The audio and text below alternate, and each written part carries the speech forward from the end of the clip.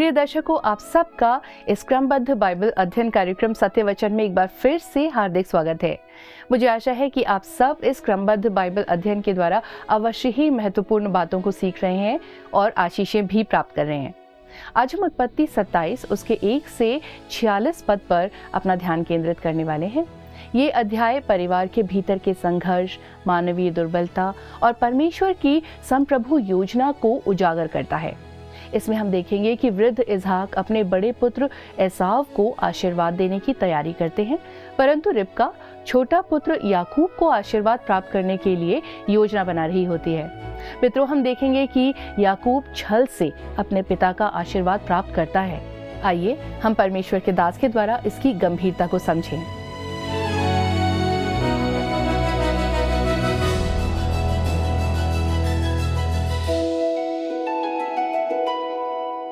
प्रिय मित्रों, प्रभु यीशु मसीह में आप सभी को प्रेम भरा नमस्कार।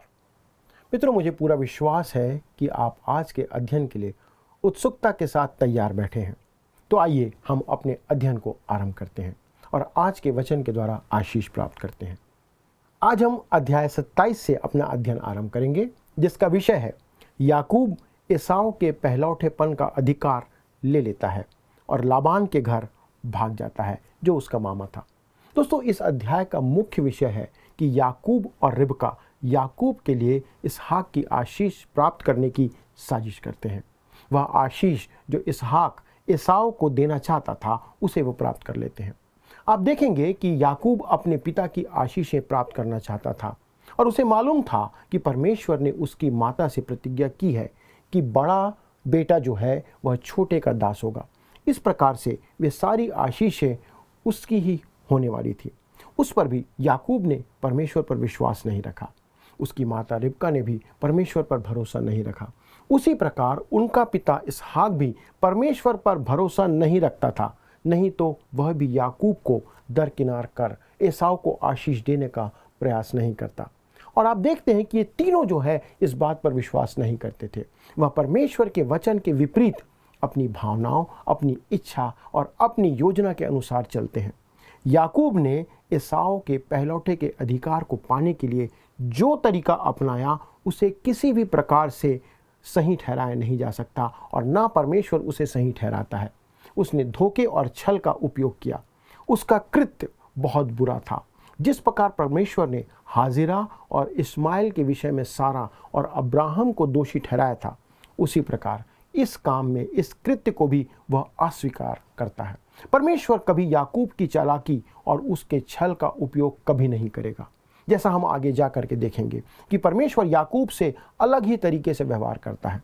याकूब को अपने पाप की कीमत उसी रीति से चुकानी पड़ी जैसा उसने किया था। आप आगे इस बात को देखेंगे। दोस्तों, अध्याय 26 का समापन एसाव के विवाह के साथ हुआ था, जो 40 वर्ष की आयु में 2 हित्ती स्त्रियों से विवाह कर लेता है। दोस्तों, यह इसहाक और रिबका के लिए बहुत दुख का विषय था। इसलिए अब इसहाक और रिबका समझ जाते हैं कि यदि याकूब के लिए हित्ती या पलिश्ती बहू नहीं आना चाहिए, तो उन्हें याकूब को उसके मामा लाबान के पास हारान भेजना होगा, जहां से इसहाक के लिए अब्राहम के खानदान से बहू लाई गई थी, अर्थात रिबका लाई गई थी। आइए दोस्तों, हम आगे बढ़ते हैं और पढ़ते हैं उत्पत्ति 27 अध्याय का 1 से लेकर 4 पद, जहां पर याकूब एसाव के पहलौठे का अधिकार प्राप्त करता है। लिखा है, जब इसहाक बूढ़ा हो गया और उसकी आंखें ऐसी धुंधली पड़ गई कि उसको सूझता ना था, तब उसने अपने जेठे पुत्र एसाव को बुलाकर कहा, हे मेरे पुत्र। उसने कहा, क्या आज्ञा? उसने कहा, सुन, मैं तो बूढ़ा हो गया हूँ और नहीं जानता कि मेरी मृत्यु का दिन कब होगा। इसलिए अब तू अपना तरकश और धनुष आदि हथियार लेकर मैदान में जा और मेरे लिए आहेर कर ले आ। तब मेरी रुचि के अनुसार स्वादिष्ट भोजन बनाकर मेरे पास ले आना कि मैं उसे खाकर मरने के पहले तुझे जी भर के आशीर्वाद दूं। दोस्तों, हमने देखा था कि इसहाक एक महान और प्रतिष्ठित व्यक्ति था। अबीमेलेक और पलिश्ती उससे संधि करने के लिए आए थे, क्योंकि वे उससे डरते थे। वह धैर्यवान और शांति प्रिय मनुष्य था, परंतु वह प्रभावपूर्ण और सामर्थी मनुष्य भी था। परंतु यहाँ पर वह अपनी शारीरिक दुर्बलता को प्रकट करता है।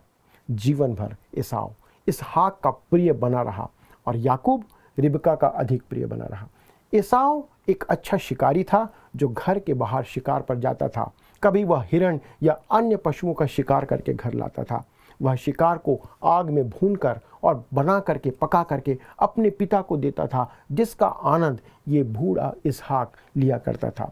अब इसहाक काफ़ी बूढ़ा हो चुका था, इसलिए वह अपने प्रिय पुत्र एसाव को आशीष देना चाहता था।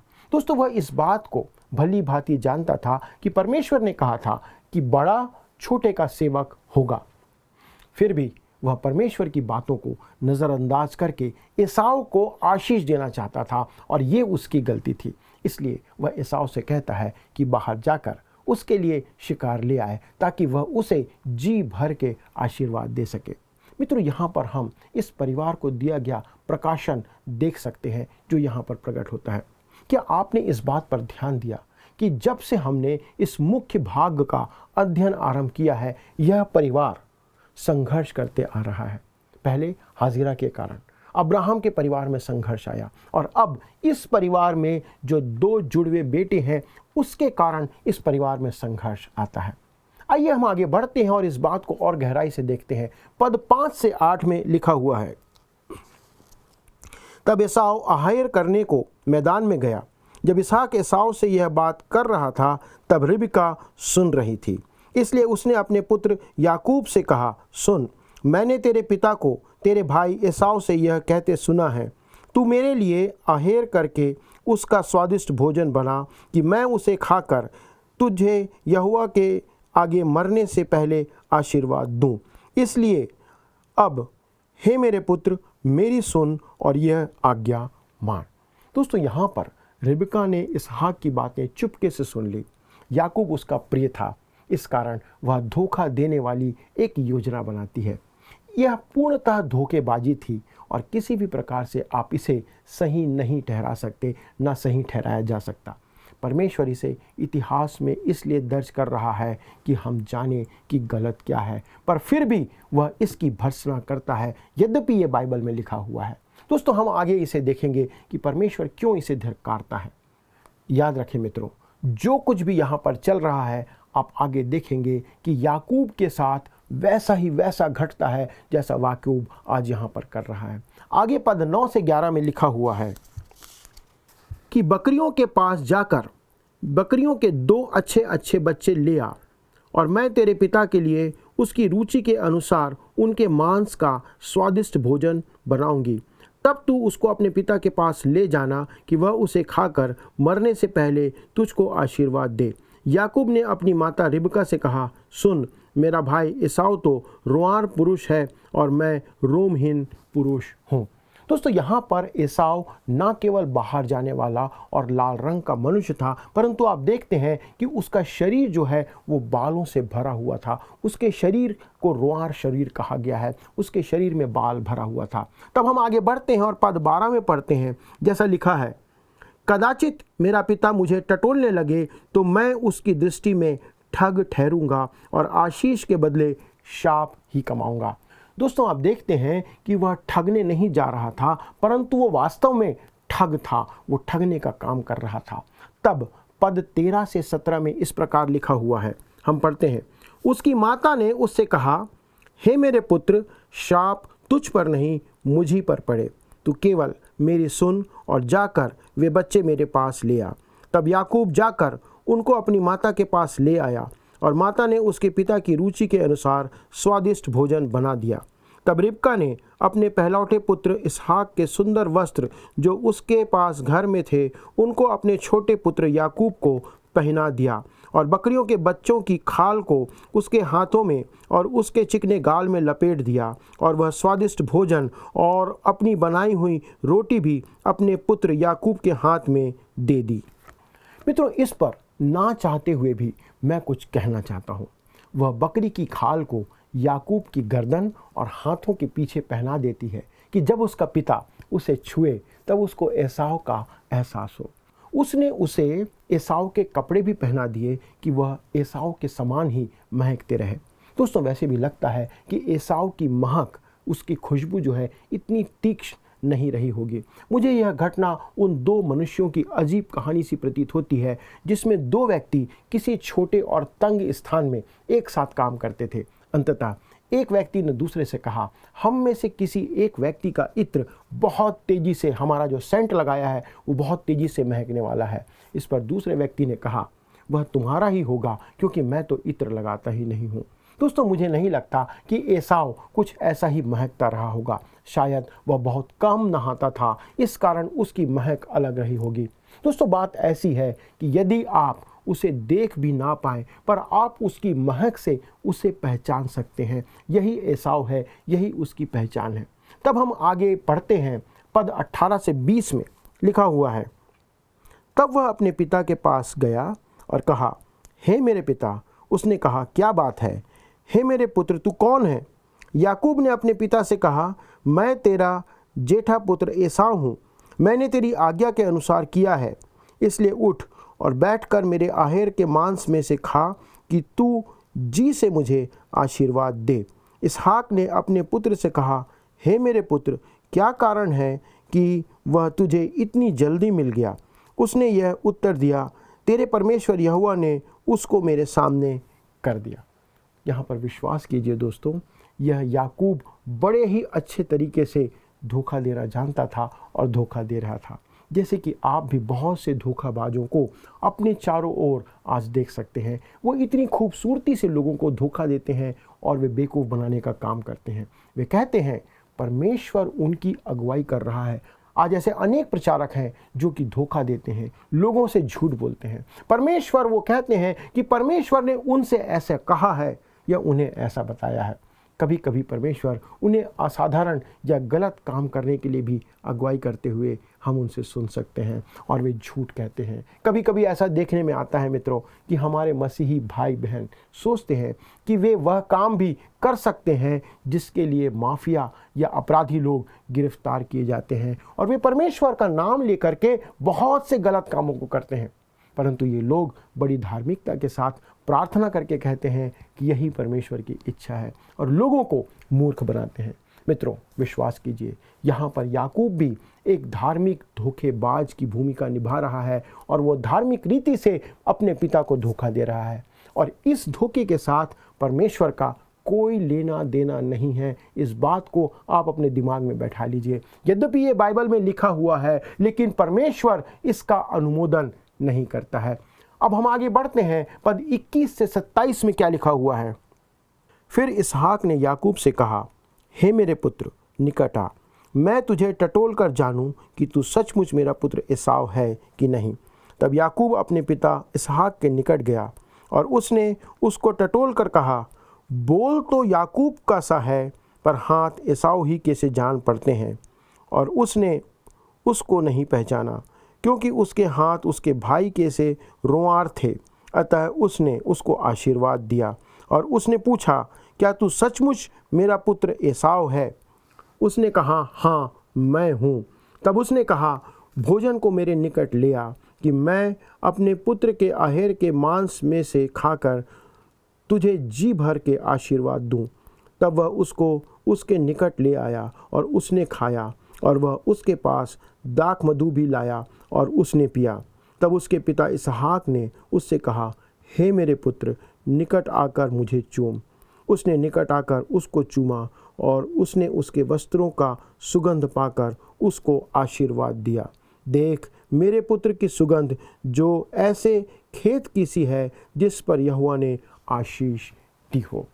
दोस्तों, आप कह सकते हैं कि इसहाक को अनुमान हो चुका था कि कुछ तो कुछ गड़बड़ है, परंतु रिबका इसहाक को बहुत अच्छे से जानती थी। इस कारण उसने बहुत बारीकी के साथ कुछ व्यवस्था किया था। उसने बहुत सफाई से झूठ बोलने का इंतज़ाम किया था, और इस कारण से उसका पिता उसे पहचान नहीं पाता है और इसहाक यहाँ पर धोखा खा जाता है। तब पद 29 में हम आगे पढ़ते हैं, क्या लिखा है। राज्य राज्य के लोग तेरे अधीन हों और देश देश के लोग तुझे दंडवत करें। तू अपने भाइयों का स्वामी हो और तेरी माता के पुत्र तुझे दंडवत करें। जो तुझे शाप दें वे आप ही शापित हों, और जो तुझे आशीर्वाद दें वे आशीष पाएं।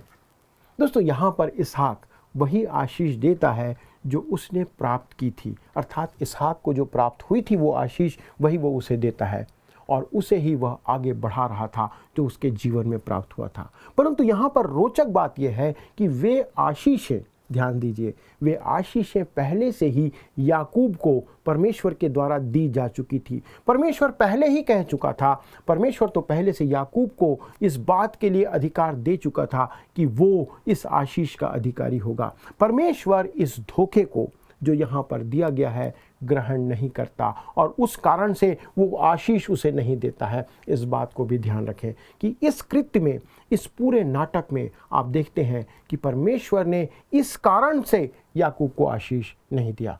तब 25 से लेकर के 33 में हम आगे बढ़ते हैं। लिखा हुआ है, जैसे ही यह आशीर्वाद इसहाक याकूब को दे चुका और याकूब अपने पिता इसहाक के सामने से निकला ही था कि एसाव अहेर लेकर आ पहुंचा।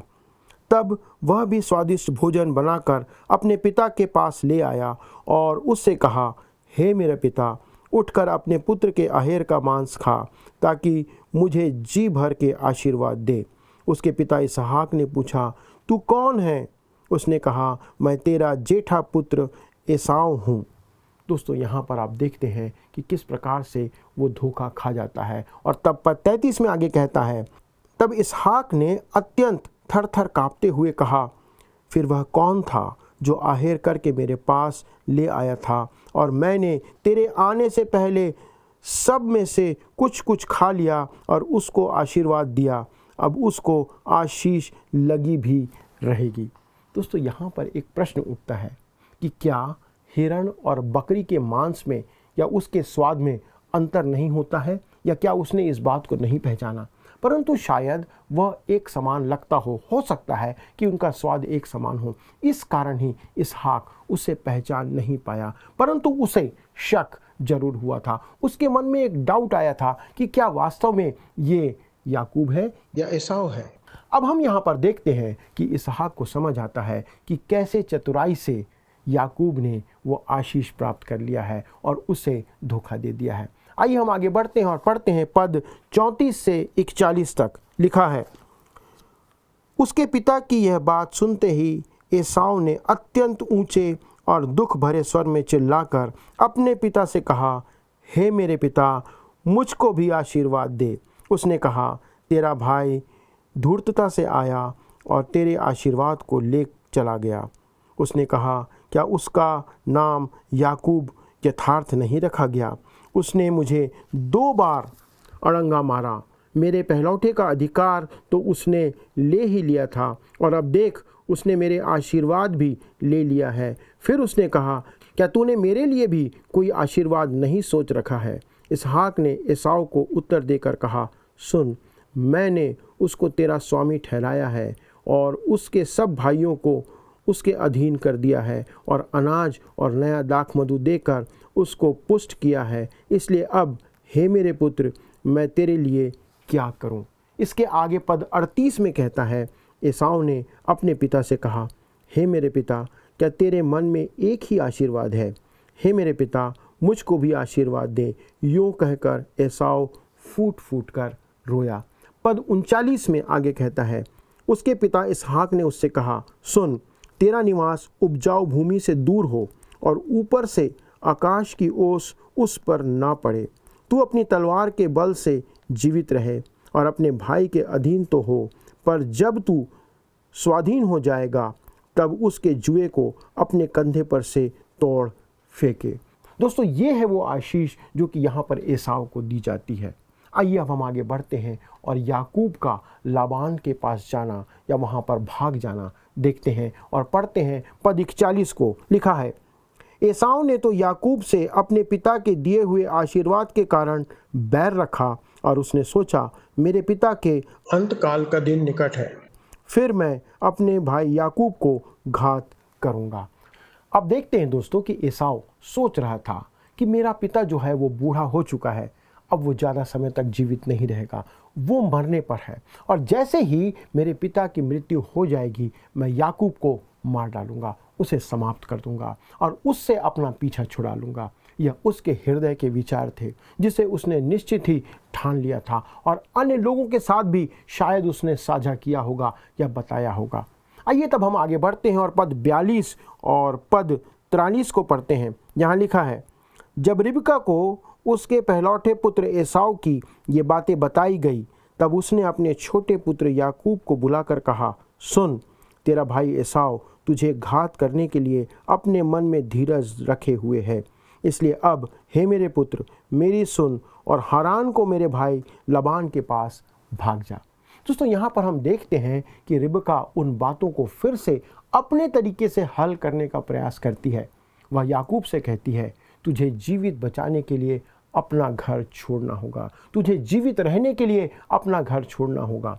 उसे क्या पता था कि उसे भी इसके बाद इस पाप की सज़ा मिलने वाली थी। इसके बाद वह फिर कभी अपने बेटे को जीवित नहीं देख पाई। उसने कहा था कि कुछ समय के लिए तू वहाँ चले जा, परंतु दोस्तों वह कुछ समय बहुत लंबा हो गया और याकूब के अपने घर वापस लौटने के पहले उसकी माता का देहांत हो जाता है, वो मर जाती है।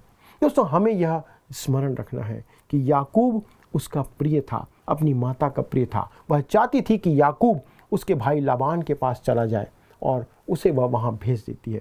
दोस्तों यही वह स्थान है जहाँ पर याकूब सबक सीखता है, यही वह स्थान है जहाँ समस्या उसके घर में उसे उलझन में डाल देती है। उसका मामा उसे कुछ सबक अपने विद्यालय में सिखाने जा रहा था। यद्यपि याकूब बहुत चालाक था, परंतु मामा लाबान जो था वो चालाकी का बादशाह था, वो उसके ऊपर बहुत बड़ा चालाक व्यक्ति था।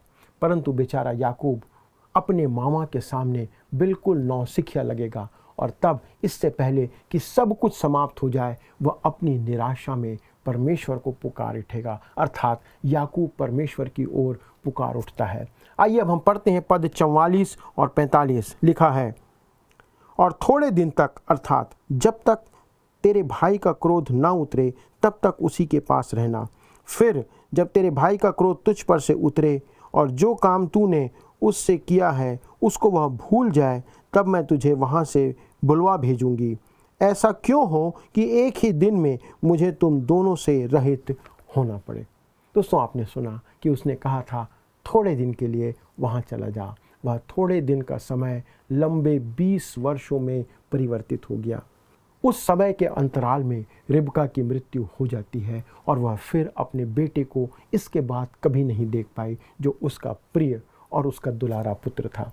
दोस्तों हम इन 20 लंबे वर्षों के दौरान रिबका के जीवन की कल्पना कर सकते हैं, जबकि इस घटना के बाद एसाव संभवतः अपनी माता की कोई परवाह कभी नहीं करता रहा होगा।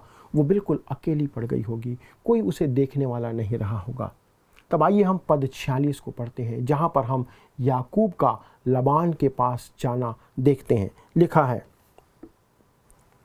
फिर रिबका ने इसहाक से कहा, हित्ती लड़कियों के कारण मैं अपने प्राण से घिन करती हूँ, इसलिए यदि ऐसी हित्ती लड़कियों में से जैसी इस देश की लड़कियां हैं याकूब भी एक से कहीं विवाह कर ले तो मेरे जीवन में क्या लाभ होगा।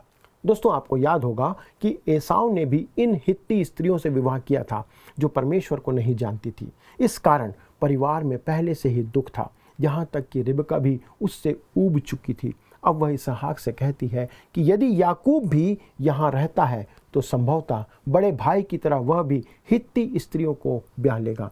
एसाव से उसे बचाने और उसे वहाँ भेजने के लिए यह एक अच्छा बहाना था। वह इसहाक से चर्चा करती की है कि उसे राजी करे कि वह याकूब को अपने भाई लाबान के पास भेज सके। आपको याद होगा कि कैसे अब्राहम का दास रिबका को लेने के लिए वहाँ गया था। तो बात यह है कि अब याकूब अपनी दुल्हन लेने के लिए वहाँ जाता है और साथ ही हत्या के डर से बचने के लिए वहाँ पर वह छुप जाता है। मुझे पूरा भरोसा है कि अगर वह वहाँ ठहरा होता तो एसाव निश्चित तौर पर उसे मार डालता, परंतु जिस प्रकार घटनाक्रम चल रहा था उसके अनुसार रिबका ही पहले मर जाती है और तब याकूब अपने पिता के दफनाए जाने के समय वहाँ पर वापस आता है, परंतु वह भी फिर कभी अपनी माँ को जीवित नहीं देख पाया। मित्रों यह एक परेशान करने वाली सच्चाई है, परंतु परमेश्वर ही है जो सब कुछ हमारे जीवन में नियंत्रित करता है। कंट्रोल करता है। अच्छा होगा कि हम स्वयं को, अपने जीवन को परमेश्वर के हाथों में समर्पित कर दें और उसे ही अपने जीवन का नियंत्रण करने दें, क्योंकि उसको मालूम है आपके लिए क्या अच्छा है, क्या उत्तम है। आइए दोस्तों, प्रार्थना करें और अपने जीवन को परमेश्वर के हाथ में समर्पित कर दें। हमारे स्वर्गीय पिता, हम धन्यवाद देते हैं प्रभु, आपका अनुग्रह हम पर बना रहता है और पिता परमेश्वर, आप हमारे जीवन को नियंत्रित करते हैं। पिता, हम धन्यवाद देते हैं कि आपने इस अध्ययन के द्वारा हमें इस बात को सिखाया कि हम संपूर्ण रीति से आप पर, आपके वचन पर भरोसा रखें। कितनी बार प्रभु हम अपने विश्वास से टल जाते हैं, आप पर भरोसा नहीं रखते, अपने जीवन की जो डोर है उसे हम आपके हाथ से लेकर किसी और के हाथ में देने का प्रयास करते हैं। अपने विचारों से हम अपने आप को बचाने का प्रयास करते हैं और हम ये भूल जाते हैं प्रभु कि सबसे सुरक्षित शरण स्थान यदि कोई है तो वो आपके पंखों के तले है। हमारे जीवन आपके हाथों में सौंपते हुए विनती प्रभु यीशु ख्रीस्त के नाम से मांगते हैं, आमीन। दोस्तों, अगले प्रसारण में इस अध्ययन को आगे बढ़ाएंगे जो बहुत रोचक होते जा रहा है और हम जानेंगे कि परमेश्वर इन वचनों के द्वारा से हमें क्या सिखाना चाहता है। प्रभु आप सभी को आशीष दे। प्रिय मित्रों, आज के अध्ययन में हमने इन विषयों को देखा, अर्थात याकूब का एसाव के पहलौटे का अधिकार प्राप्त करना, आशीर्वाद के लिए एसाव की याचना और याकूब का लाबान के पास भाग जाना। मित्रों, ये घटना हमें स्मरण कराती है कि परमेश्वर की योजना को पूरा करने के लिए हमें छल या अधीरता का सहारा लेने की आवश्यकता नहीं है। जब हम अपने तरीकों से कार्य करते हैं तो उसके परिणाम हमें और हमारे प्रियजनों को प्रभावित करते हैं। आइए हम सत्य, धैर्य और विश्वास के मार्ग को चुनें और अपने संबंधों को ईमानदारी और प्रेम में बनाए रखें। मित्रों, कहीं आप भी तो छल का जीवन नहीं जी रहे हैं? याद रखें, परमेश्वर न्याय करता है, इसलिए अवश्य ही जीवन में सही निर्णय लें। तो आइए अब हम प्रश्नों की ओर चलें। पिछले प्रश्न का उत्तर है सी, मृत्यु। पाप की मजदूरी मृत्यु है। आज के अध्ययन पर आधारित प्रश्न है, याकूब ने एसाव को कितनी बार धोखा दिया? ए 3 बार, बी 4 बार, सी 7 बार या डी 2 बार? मित्रों, इस प्रश्न का उत्तर हमें कल सुबह 6 बजे से पहले विकल्प ए, बी, सी या डी के साथ अपना नाम, पता, स्थान के साथ 9651433397 96514 33397 पर SMS या WhatsApp करें। मित्रों, यदि आप इस अध्ययन को दोबारा सुनना चाहते हैं तो स्क्रीन पर दिए वर्ड रिसाउंड्स टुडे हिंदी लिखकर आप हमारे YouTube पर ज़रूर सुनें। अधिक जानकारी और प्रार्थना के लिए आप दिए गए नंबर 9651433397 96514 33397 पर ज़रूर कॉल करें। हमारे परामर्शदाता आपकी सहायता के लिए सदैव तत्पर हैं। प्रभु आप सभी को आशीष दे। क्या आपको यह कार्यक्रम पसंद आया? अभी हमें एक मिस कॉल करें और आप अगले विजेता हो सकते हैं।